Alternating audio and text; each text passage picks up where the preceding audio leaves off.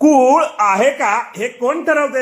नमस्कार, मी आपला वकील मित्र विशाल गावडे. चला तर मग कायद्याचं म्हणजे तुमच्या फायद्याचं बोलूया. जेव्हा एका मिळकतीच्या मालकाने आपली जमीन खंडाने दुसऱ्या व्यक्तीस करण्यास म्हणजेच कसल्यास दिलेले असेल, तर ज्याला कसण्यासाठी दिलेले आहे ती व्यक्ती कूळ म्हणून संबोधली जायची. 1/4/57 हा कृषक दिवस म्हणून जाहीर करण्यात आला.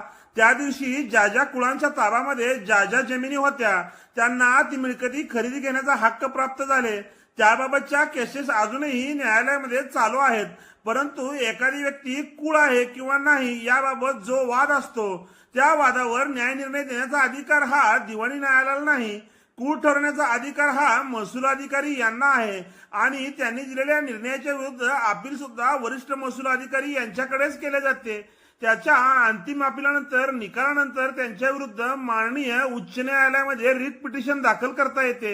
जेव्हा जेव्हा माननीय दिवाणी न्यायालयामध्ये कुळ आणि मालक यांच्यामध्ये वाद उपस्थित होतो आणि जमीन वहिवाट करणारी व्यक्ती कुळ आहे किंवा नाही हे ठरवण्याची वेळ येते, तेव्हा माननीय दिवाणी न्यायालय हे त्याबाबत मुद्दा काढून तो मुद्दा चौकशीसाठी महसूल अधिकारी यांच्याकडे पाठवतात.